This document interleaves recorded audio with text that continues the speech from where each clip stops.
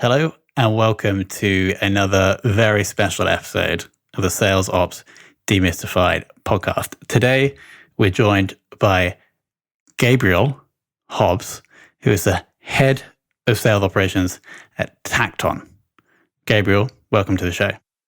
Thank you, Tom, and thank you for reaching out and having me on the show. Great to be here. Our pleasure entirely. Now, first, I want to understand, because you have a pretty extensive background in sales, and also before that, a little bit of time in marketing. So I want to first go to understand why we shifted, and I think this is correct, from marketing to sales, but then also why you went from sales into sales ops. No, that's accurate. Started off in marketing way back when. At one point, I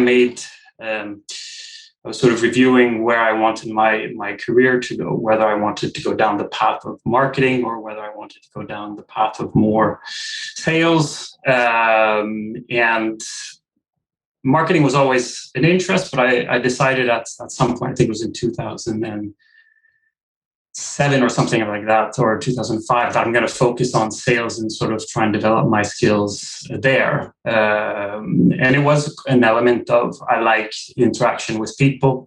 I like solving people's challenges, and understood that sales was a combination of those two. If you could listen to what the potential customer is looking for, what are their challenges, and then, as I say, when you're in sales, you usually have a bag of stuff that you're representing, and then having a look in my bag and seeing if any of the products or the services that I represent would solve this customer's challenges, and if yes, then present what I have and sort of have a dialogue with them, and if no, sort of say, I'm sorry, I don't have anything that could work for you. So let's leave it at that for now. But in the future, always leave some doors open for future business, essentially. So that's where the jump from marketing to sales went. And then after quite a few years in sales, I moved to Sweden, got involved into the tech industry here, had not heard so much of SaaS. This was back in 2009, and continued to work within sales there, quite different than product sales, because you're not specifying specific products, but you're really listening to challenges and trying to paint up a success story with the service that you represent. Having worked with sales, developed sort of into a sales leader, even in that function, where I learned the importance of forecasting, how to work with Salesforce, for example. I hadn't worked with Salesforce before that. I was approached by one of my managers at the time, where we had an issue with renewals. So it was quite of a I wouldn't say mess, but it was difficult to get an overview of our customers and of our renewal process. So I was asked to, because as a sales leader, I was always quite a bit focused on processes and data and setting up reports and dashboards. And I always work with that. So I was asked if I could do the same type of process creation, but for renewals process of the organization. So that's when I moved into sales operations, set up a process for our renewals team, started a customer success team within the organization, and then eventually took over the leadership of that customer success / account management. That's another sort of conversation to be had if it's account manager or customer success. But that's essentially where the transfer came, but always sort of bringing it back to the customer, always bringing it back to the challenges, always bringing it back to the sales process. So that decision that I made a while back has always been there in the various roles afterwards, and is still the same today. It's been a long story. No. First thing I want to say is your description of sales I thought was really, really good, really ethical, and it kind of made me want to be in sales more. It's like the consultative approach of understanding, and then either saying no, we'll speak later, or saying yes based on what I have in my bag. I really like that. Then I just want to jump onto a point that you mentioned briefly about the difference between customer success or account management.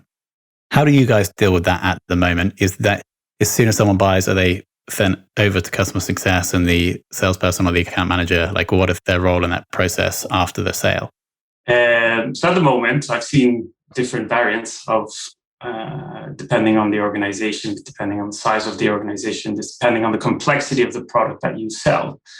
At Tacton, we have when a new customer signs on, then we would hand over the relationship over to the customer success manager. So we do have a customer success manager that is responsible for the customer once they have signed. The account manager is still involved. Obviously, I think there's always, as an account manager, you never really entirely, and it also depends on the size of the organization, right? So we're about 150 or so.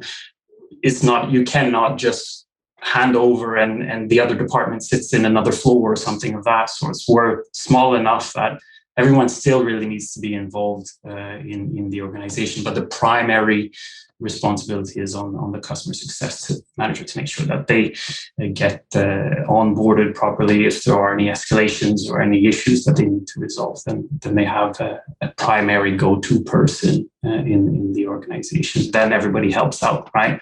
If it's needed. So, but again, depending on the size of the organization. And does your remit as head of sales ops extend over the customer success life cycle? Not. I am aware, and I have an involvement there. But my primary focus is the sales process. But because the way that I see it, it's a fairly small team that I work with. And customers, a lot of departments in the organization, they use Salesforce as the CRM platform, right? So you have customer success that works with Salesforce. You have support that works with Salesforce, sales that works with Salesforce, marketing that works with Salesforce. And having the responsibility for the CRM ecosystem, you kind of have to be involved with every department that is involved in that ecosystem. So indirectly, yes, and also trying to facilitate the onboarding, for example, that when we do get a new customer, that there's automation around letting the CSM team or the VP of sales of the CSM know that, hey, we have a new customer and we have a process for that. But yes and no, but more yes than no. Yeah, awesome. Just for the benefit of the audience, roughly how many reps do you have in the team, and also how many people in the sales ops function? In the sales ops function, at the moment, we are, including myself, 3 with an open headcount, and supporting a sales organization of about, I think it's 15 sales executives. In 2 regions. So we have an office in North America, and we have an office here in Stockholm, head office, with a team spread out across Europe. Got it. I actually, just for this question, want to go back to a previous role at Clio. You mentioned that you transformed the way the Swedish team thinks. The Swedish sales team thinks and works. Could you share a little bit more about what you transformed there? Yeah, essentially, that statement that is on, I think it's a reference that wrote that about me. I was there, I had the capacity both of sales ops, but I also had the head of sales hat on for the Swedish team. And when I came in there, it was very much, I did the rounds and sort of interviewed all the account executives to understand how they worked. And they all had a very similar approach of working. It was, I come in the morning, I have a list of new leads that came in, and I go through that list. I have a list of tasks, and I go through that list of tasks. And it was very much of a, here's the service. There's also a software as a service service that we represented. And it was, the demos were very much focused on, here's how you do this, click, click, click, click, click. to this more consultative approach, where you come in. Why are you looking at in this case, it was a digital learning material, to try and understand, that there's a genuine interest. I would come into meetings or ask the salespeople, why are they looking at us right now?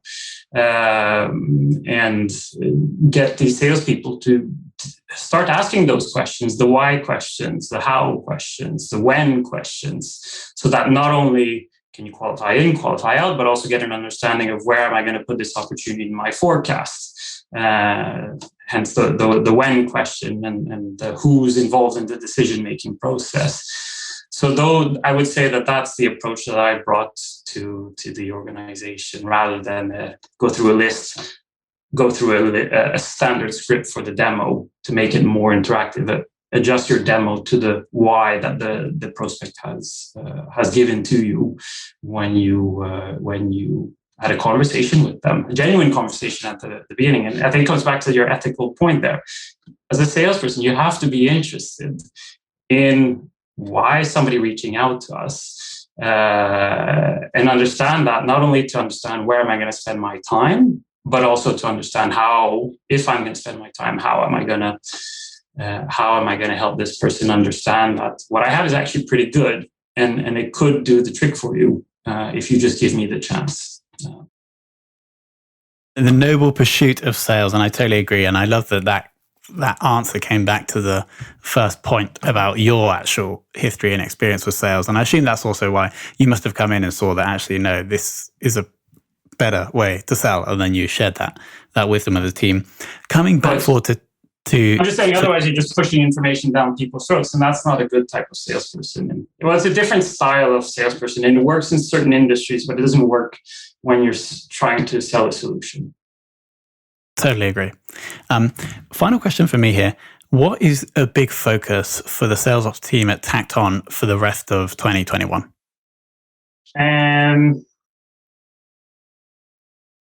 One of the key things that we're going to work on is really improve how we work with renewals within the organization, to ensure that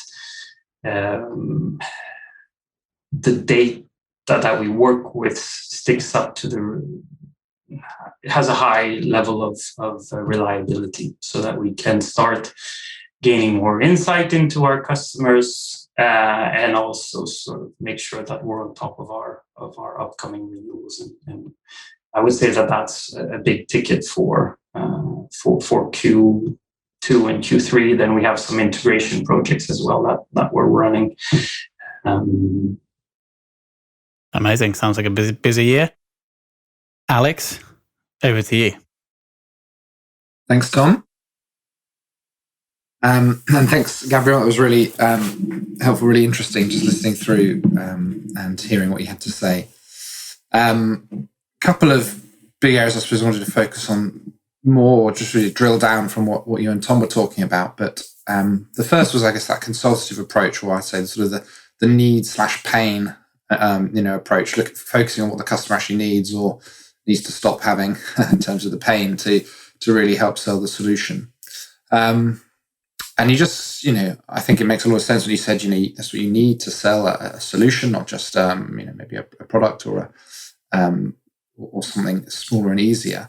But I was also wondering if you had any reflections on how that has set you up for a career in operations, and whether the sort of the modern sales professional who is not trying to sell ice to Eskimos, but, sell ice to Saharans, so to speak, is now better suited to starting to move into this operational world as well. So, I mean, how impactful on your journey was it, do you think, that you've always had this consultative approach to sales? And how has that affected your ability to then, to deliver in a sales operations world? Cool. Yeah, okay. So I take, how impactful has it been? I think it's been very impactful. I was doing it even when I hadn't had any sort of training in sales per se, where before my time in the first SaaS company where we worked with Salesforce, where we had, forecasting, where I was doing it. And I think that's what some of the people, some of my customers, when I heard, why they wanted to work with me, so they felt that there was a confidence there that they trusted that their project would be in good hands and that ultimately they would look good because they made the right choice. Bring that into the software as a service with more sort of these types of frameworks. So I remember being introduced to the BANT criteria for forecasting and the budget, the authority, the need. And it comes back to the need, right? Asking those questions and getting an understanding and relating it to your product. So I think it's been fairly useful, and I take that mindset. I like it, right? As I said, I like to solve people's challenges. I'm good with processes and I'm good with data, and I like to work with those things. Take that approach into sales operations role, where you become essentially a support organization within the business instead of going out and solving customers' challenges or needs. You're doing that internally. So when you sit down with various stakeholders in the organization, is to understand what are the challenges that this organization or that this person is facing, asking the questions that need to be asked, and then, okay, now I can help you. And this is the way that I can help you. So I think I take it across internally as well with my internal customers. Brilliant, thanks. And I was wondering, because if that's then the approach that also you're promoting, and it seems, from my experience, that this is the increasing realization that the salespeople are it's only in the SaaS and no longer supposed to be pushy, trying to just always sell as much as possible, but rather, as you said, consultants who are there to help understand if there's something to do, and if there's no fit now, it's like, oh, well, we're going to keep in touch if we can help in the future. And I was just wondering how, because of your journey and the way you described it, I could just really see how that overlaid into sales operations, and obviously that was crucial for you. And I just wondered how maybe that, does that mean more of today's sales reps are more suited to either work in the operational side or indeed to take support from operations even further than they would before, because it becomes such a key skill? If they can help from an operational side, I think yes. So it depends on the task at hand, and the way that I see it again. When I look back at the mission, one of the mission statements for my team now that we've recently defined, so recently joined Tacton here, and it was, but this is the mindset that I have, is always trying to help sales close more. So you don't want them to be too operational. And I think I had a quote from Mike Weinberg, Sales Simplified and Sales Management Simplified, where he talks about again, I don't know if I'm answering your question, but I just thought it was interesting. The role of the salesperson is not to get too much into the operational side of things. Actually, the role of the salesperson is to sort of bury the operations team with a lot of work. And that happens when you have a lot of customized offers and so on and so forth. So if they have an understanding of it and understanding of the process is fine, but they shouldn't be focusing on solving things from an operational point of view. Tell us what you want, and then we'll get the contract signed. We'll figure out how to solve the operational side of things afterwards, because you're involved from the deal through to the invoicing and the renewals. That's our job. That's why we're there. So I don't know if that answers your question, but that's how I interpret the question. Yeah, no. Thanks. I think it was certainly enlightening. I think you took a different approach from the one I was thinking for that. That was probably more useful, and so very interesting as well. And a really good reminder to see, even though, and particularly I suppose if people are prone to sort of thinking through, solving these problems as their consultative approach, you want to say, no, go solve your customers' problems. Let us solve our internal problems, because that's our role. We want you as much time with the prospect. Yeah. And they use us as a resource when we're talking about deals, because that way we can get, what are you trying to do with this deal? Okay, fine. Then, write that special term this way, or do this that way. When we're working with forecasts, here's what you need to update because the VPs of sales are looking at it this way. So can I help you? And so on and so forth. No, thanks. And then the other piece I just wanted to sort of touch on was a bit about I think the thing I noticed was particularly interesting is you said, you're essentially, your department are the owners of Salesforce, and as everyone in the sort of the go-to-market side is touching Salesforce and is routing their data through it, that means even though your sales operations, you're effectively, revenue operations to an extent, because you have to have it. And that was just a really interesting insight. And I wondered, therefore, as then the guardian of Salesforce, how is that, how have teams sort of interacted with you, and how has that helped, ensure that you're not being too siloed as departments, despite the fact that you're not got that sort of set up across teams? How do the teams? I mean, we have regular. Again, if I interpret the question, we have regular sort of stakeholder sessions where we go through the list of the requirements. It also helps us, the question that you have, Tom, what is the focus for H2? That's because we've understood, speaking to the rest of the renewals element of side is partially sales has a vested interest in that, but so does the CSM team in particular have a vested interest in that. So it's by talking with the various on a regular, whether it be weekly. I have some meetings that are more on a weekly basis, and some that we'll be introducing on a more monthly round the table. Sort of, this is what we have on our board. Which ones are the key priorities? What's a burning issue? How big of a piece of effort is it? And then prioritize those pieces of work. A bit like it's a CRM roadmap with various departments involved. And yes, it is sales ops, and that's where a lot of my focus is spent on. But we have a dedicated Salesforce admin, and he's more the RevOps across the organization, where I have some insights into what else is happening within the organization, what are the needs there. Yeah, so that's helpful. So then, because he's the sort of the owner, he can see if CS is requesting something, it's like, oh, that's very similar to something we're already doing with sales. Why don't we see if we can align that to make it a smoother process? You can have that kind of nice feedback system through.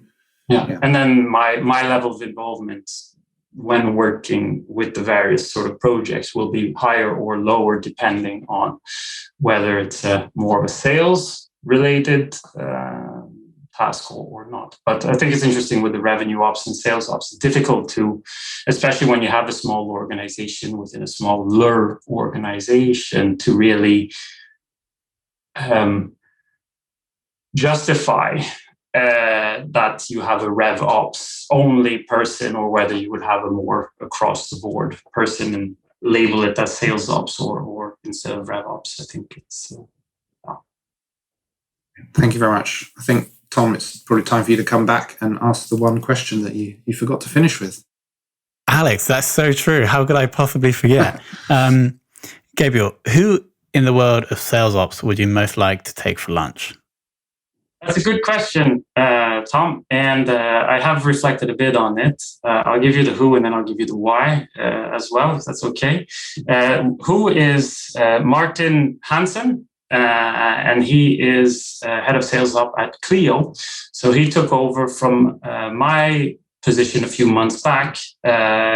He has background, I think he was about 12 years or so from Microsoft. And the reason I would like to sit down and have a chat with him over lunch is really to understand where has he taken things from sort of where I left off. Because every time you come into sales ops, you inherit a setup or a way of working from a previous leadership or a previous sales operations person.